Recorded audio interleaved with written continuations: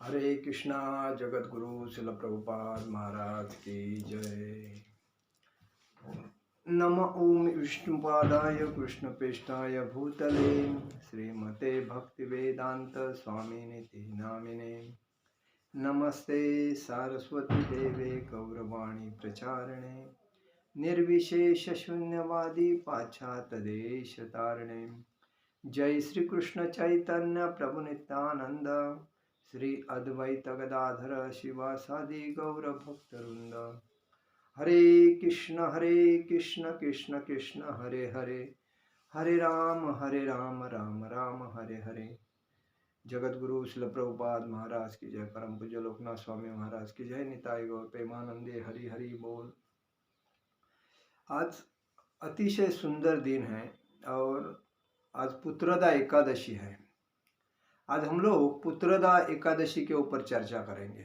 पुत्रदा एकादशी से हमें पुत्र की प्राप्ति होती है, वो कैसी होती है, क्या होती है, उसके बारे में हम लोग चर्चा करेंगे। वैसा तो भगवान पूर्ण पुरुषोत्तम भगवान श्री कृष्ण की जो भक्ति करता है और उसमें प्याज लहसुन मांस मच्छी बैदा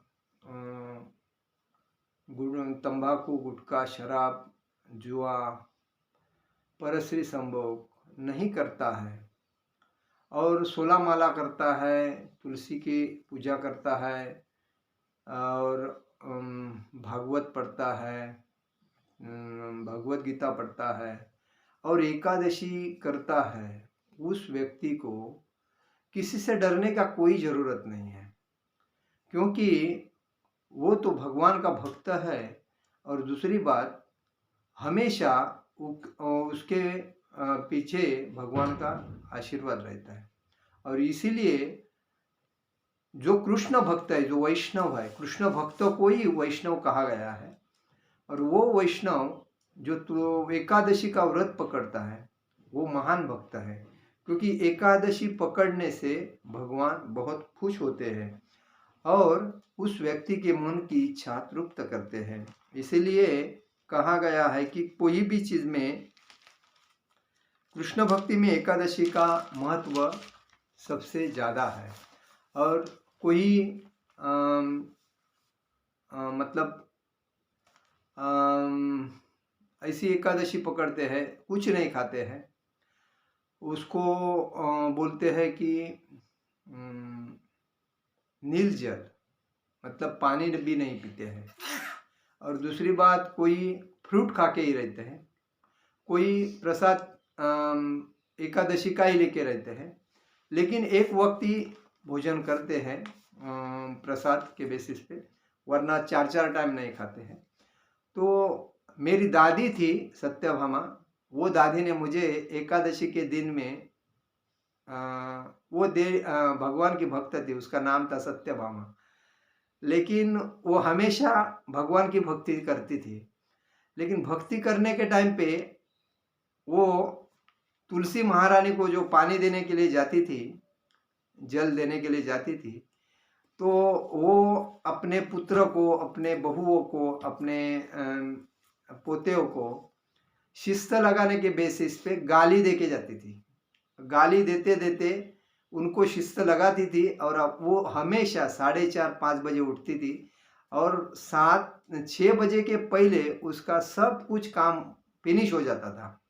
लेकिन वो एक भक्त थी, वो हिसाब से जोर जोर से चिल्ला के उनको उठाती थी, बोलती थी शिस्तबद्ध गौ माता का गोबर लेके आओ, इधर घर को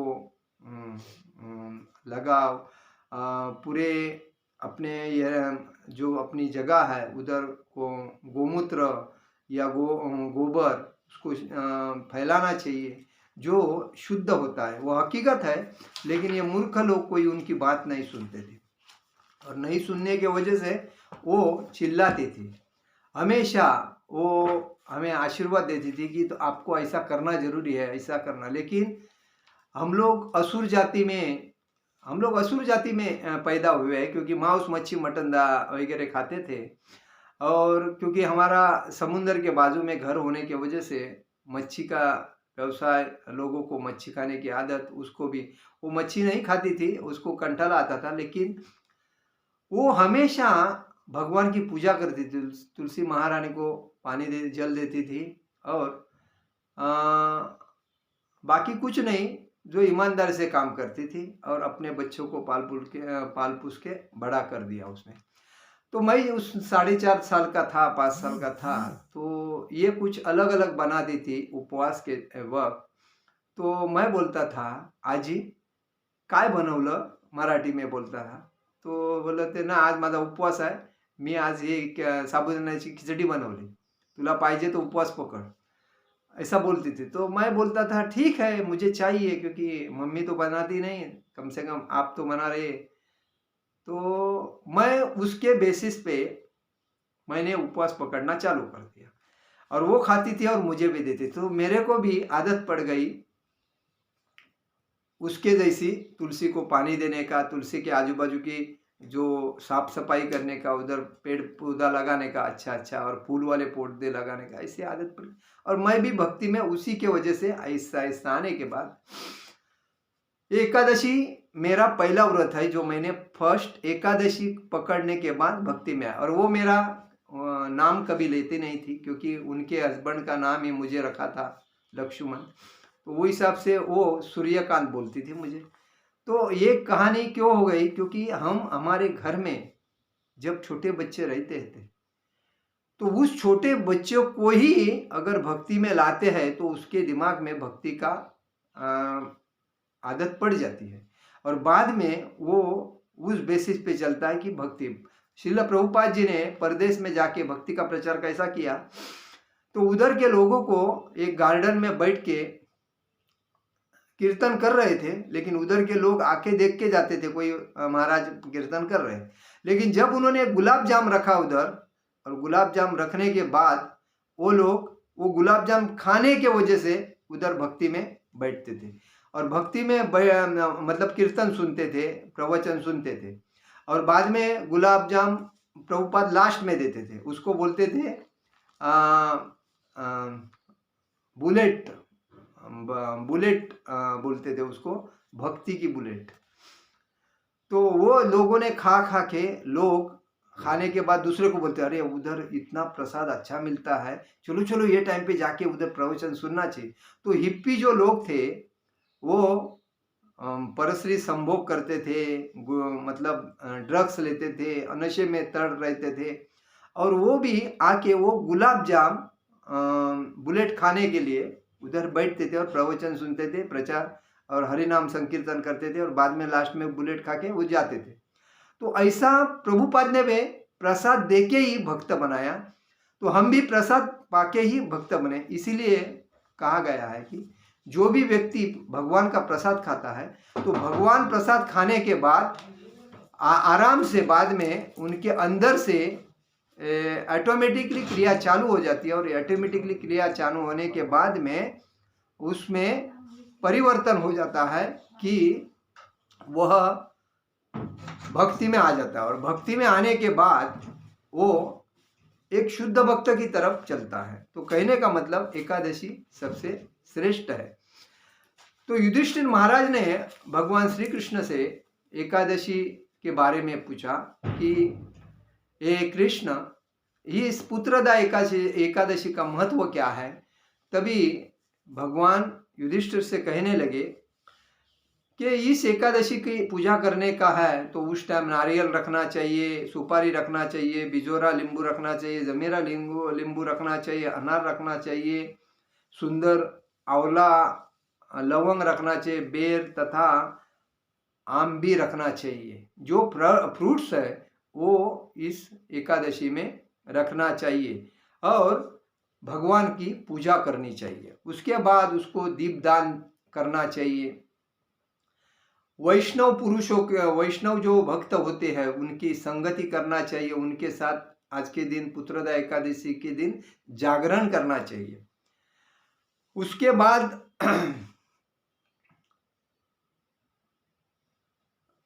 उनको एक कहानी सुनाया, जो भद्रावतीपुरी में एक राजा रहते थे, उनका नाम सुकेतुमान था। उनका नाम क्या था? सुकेतुमान। और उनकी पत्नी का नाम क्या था? चंपा था। तो ये हमेशा चिंता में रहते थे। क्या चिंता में रहते थे?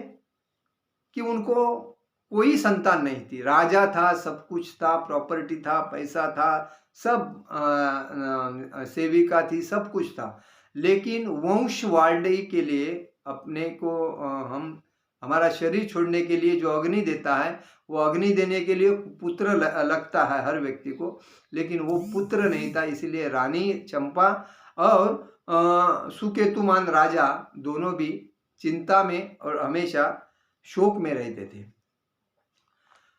तो एक दिन राजा घोड़े पे बैठ के वन में सफर करने के लिए चले गए, और सफर करते करते उनको पक्षी को देखने का बहुत आनंद आया।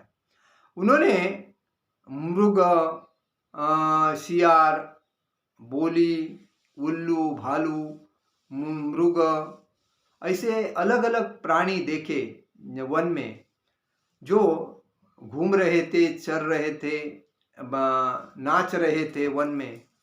तो उनको देख के वो बहुत शोभा, आनंद लगा। तो उसके बाद में वो देखते देखते राजा को भूख लगने लगी, प्यास लगने लगी। तो राजा ढूंढ रहा था कि इधर अभी वन में कहाँ पानी मिलेगा, कहाँ भूख मेरी बुझाने का, खाने का कुछ साधन मिलेगा। उसके वक्त ऐसा चलते चलते घोड़े पे एक सरोवर के पास गए।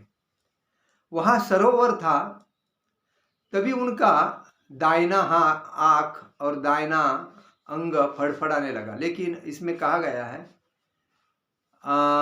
जो माताजी रहती है उसका डावा डोळा, और पुरुष जो रहते हैं उसका उजवा डोळा अगर वो फड़फड़ता है तो कोई शुभ संकेत मिलना है, उसको फायदा होने वाला है, ऐसा कहा जाता है। मतलब माताजी का डावा डोळा और डावं अंग और पुरुष का उजवा डोळा आणि उजवा अंग जर फडफडायला लागलं तर त्यांना अवश्य काहीतरी फायदा मिळणार, काहीतरी चांगली गोष्ट त्यांना ऐकायला मिळणार, अशा गोष्टी आहेत. तर राजा तिथून जात होता. जाता जाता त्याला संकेत झाला की मला काहीतरी फायदा होणार, कारण माझा उजवा डोळा उडतोय. त्याने काय केलं, सरोवरमध्ये जेव्हा पुढे गेल्याच्या नंतर तिथे मुनी बसलेले होते, वेद पाठ करत बसलेले होते. जो वेद पाठ कर रहे थे मुनि, वो उनको सामने दिखे. तो उन्होंने मुनियों को देख के राजा प्रसन्न हुआ. राजा प्रसन्न होने के बाद मुनियों को दंडवत प्रणाम किया, बार बार किया. तो मुनि और भी प्रसन्न हुए और मुनियों ने राजा से पूछा कि राजा आप तो बहुत अच्छे हैं, आप सुंदर हैं, आपकी क्या इच्छा है, हमें बताइए, हम आपकी इच्छा तृप्त करेंगे. तो राजा ने कहा, देखिए मैं एक राजा हूँ, लेकिन मेरे भद्रावतीपुरी का मैं एक राजा हूँ, लेकिन मेरे घर में संतान नहीं है, और संतान नहीं होने की वजह से मेरी पत्नी चंपा और मैं हमेशा चिंताग्रस्त रहते हैं. तभी मुनिवर बोले कि देखिए आज का दिन जो है पुत्रदा एकादशी का दिन है, और जो भी व्यक्ति आज पुत्रदा एकादशी के दिन में जो व्रत करता है, उसका पालन करता है और निस्सीम भाव से भगवान की सेवा करता है, तो उसको पुत्र प्राप्ति होना ही होना है, उसमें कोई दुमत नहीं है. तो राजा को अच्छा लगा ये बात सुनकर. राजा ने उनको दंडवत प्रणाम किया और वहां से राजा घोड़े पे बैठकर अपने राज्य में आने को निकला, भद्रावतीपुरी में आने को निकला. तो आने को निकलने के बाद जब भद्रावती में पहुंचा तो रानी उनके सामने आई और वो गर्भवती थी. राजा आश्चर्य हो गए. अरे मुझे मुनि ने बताया और मैं आके देख रहा हूँ तो मेरे पत्नी गर्भवती है। इसका मतलब मुनि ने सही बताया, क्योंकि वो मुनियों का नाम क्या था? विश्वदेव। वो विश्वदेव मुनि थे और वो साधना कर रहे थे, तपस्या कर रहे थे। तो उधर स्नान करने के लिए आए थे, उधर तपस्या करके। तो उनको जब राजा मिला तो उन्होंने उनको वरदान दिया, और वो वरदान जो लेके जब वो अपने राज्य में गए भद्रावतीपुरी में, तभी राजा ने देखा कि अपनी पत्नी गर्भवती है, तो राजा को रहा नहीं गया। तो उसके बाद उन्होंने अच्छी तरह उनको पुत्र प्राप्त हुआ। पुत्र प्राप्त होने के बाद उसको संगोपन करके वो एक सज्जन व्यक्ति हो गया, और सज्जन व्यक्ति होने के बाद राजा संतुष्ट हो गया, और वो पुत्र संतुष्ट होके, आनंदी होके प्रजा की सेवा करने लगा, लोगों का ध्यान रखने, प्रजा का ध्यान रखने लगा। तो यही बात है पुत्रदा एकादशी का। जो ये पुत्रदा एकादशी का व्रत करता है, कोई पुत्रदा एकादशी का व्रत पढ़ता है, सुनता है, तो भी उसको फायदा होता है। मतलब हमें यही समझना चाहिए कि इस दिन हमें इसमें दिया है कि पुत्रदा एकादशी का व्रत करने वाले व्यक्ति को भी स्वर्गवास में होता है, और अग्निष्टोम यज्ञ करने का फायदा मिलता है। कौन सा? अग्निष्टोम यज्ञ करने का फायदा मिलता है। इसीलिए हर व्यक्ति को, हमारा कहने का मतलब यही है कि प्रत्येक व्यक्ति ने एकादशी पकड़ना चाहिए, लेकिन एकादशी करने के बाद दूसरे दिन मच्छी मांस वगैरह नहीं खाना चाहिए, बीड़ी सिगरेट भी नहीं करना चाहिए। देखिए क्या होता है, हम लोग क्या करते हैं, सोमवार है, मंगलवार है, गुरुवार है और शनिवार है, ऐसा बोल के हम वार पकड़ते हैं, लेकिन इस वार का कोई अर्थ नहीं है। जब आप अगर एक निष्ठा से अगर भक्ति करोगे तो वार की कोई जरूरत नहीं। भगवान यही बोलते हैं कि सबको त्याग करके मेरी इस भक्ति करोगे, सर्वधर्मन परित्यज्य मामे करम शरम। ये भगवान क्यों बोलते हैं कि सर्व धर्म को त्याग करके मेरी सेवा में आ जाओ, मेरी भक्ति करो, मुझे नमस्कार करो, मैं तुम्हारे सब पापों से मुक्तता करता हूँ। दूसरी बात, और मुझे ही भगवान मानकर मेरी भक्ति करो, बाकी किसी की मत करो, तो मैं तुम्हारा संरक्षण करूंगा पापों से और हर जगह से, हर। तो यही समझना चाहिए कि हम वार पकड़ते हैं और उसके बाद वापस बुधवार को मच्छी खाते हैं, रविवार को मटन खाते हैं, बाद में बोलते हैं शुक्रवार को, तो ये गलत है। तो क्या होता है, हम पेड़ लगाते हैं, पेड़ लगाते हैं तो उसके लिए, पेड़ लगाने के लिए खड्डा खोदते हैं। खड्डा खोदने के बाद पहला खड्डा खोदते हैं, उसमें की जो मिट्टी है वो दूसरा खड्डा खोदते हैं। तो दूसरा खड्डा, पहले खड्डे में पेड़ नहीं लगाते हैं तो वो खड्डा खाली है, तो दूसरा खड्डा खोदते हैं। तो दूसरा खड्डा उसके बाद में खोदने की वजह से उसमें पेड़ नहीं लगाते, तो पहले खड्डे की मिट्टी दूसरे खड्डे में जाके दूसरा खड्डा बुझ जाता है, बाद में दूसरे खड्डे में जाते हैं, अरे बाद में तीसरा खड्डा खोदते हैं, तो तीसरे खड्डे की मिट्टी दूसरे खड्डे में आती है। ऐसा, बल्कि एक खड्डा खोदते दूसरे खड्डे को बुझा रहे, तो ऐसा बात हो जाता है। और इसीलिए कभी भी ये ऐसा नहीं करना चाहिए। करना है तो कंटिन्यू मांस, मच्छी, मटन, बैदा जो भी है उसको बाजू में रख के एकांत भक्ति करना चाहिए, जो हमें भक्ति का फल प्राप्त होवे। और इसीलिए तो जो ऐसा करता है तो उसको भक्ति का फल प्राप्त नहीं होता है, तो समान हो जाता है। मतलब आज उसने पकड़ा और कल उसने मच्छी खाया, तो क्या फायदा हुआ? वो तो आपने काम जो किया था व्रत वो चला गया, क्योंकि आपने वापस गंदा काम किया ना। तो गंदा काम नहीं करना है, सही काम करना है और भक्ति में आगे बढ़ना है। भक्ति का आध्यात्मिक भक्ति जो है वो एकनिष्ठता से और एकादेवा केशव, मतलब एक भगवान पकड़ के हम लोग अगर करेंगे तो अच्छी बात है, नहीं तो फिर हमें 84 लक्ष्य योनि में घूमना पड़ता है। तो इसीलिए कहा गया राम कृष्ण हरि, जैसा विट्ठल भगवान पंढरपुर में है तो उसकी भक्ति की जाती है, वो भी कृष्ण ही है जो द्वारका से रुक्मिणी को देखने के लिए पंढरपुर में जाके उनके जो भक्त थे पुंडलिक, नामदेव, संत तुकाराम वगैरह जो भक्त थे, तो उस बेसिस पे उन्होंने जाने के टाइम पुंडलिक को पूछा, अरे पुंडलिक मैं आपकी आपको मिलने के लिए आया हूँ। वैसा तो वो गए थे रुक्मिणी माता को मनाने के लिए, क्योंकि रुक्मिणी राधा रानी जब द्वारके में गई थी तो उनको गुस्सा आया था। वो गुस्सा आने के बाद वो चली गई थी महाराष्ट्र में, उनका गांव वर्धा है उधर, तो वहाँ से उधर नज़दीक है पंढरपुर। तो वहाँ जब जाके उन्होंने देखा तो इधर खड़ा है रुक्मिणी, तो वो उधर बोले मैं मेरे भक्त को मिलता हूँ। तो भक्त कौन? पुंडलिक। पुंडलिक क्या कर रहा था? अपने माता पिता की सेवा कर रहा था। तो जब विट्ठल भगवान ने उनको बताया कि ये पुंडलिक मैं आया हूँ आपको मिलने के लिए, तभी पुंडलिक बोलने लगा रुको रुको, मैं ईंट देता हूँ, उस ईंट के ऊपर रुको, मैं माता और पिताजी की सेवा करके आपको मिलने के लिए आता हूँ। तो ये माता पिताजी की सेवा करते करते दिन ऊपर आने लगा और भगवान जो ईंट पे खड़े थे, पुंडलिक ने जो ईंट दिया था उस ईंट पे खड़े थे, तो उधर ही रह गए।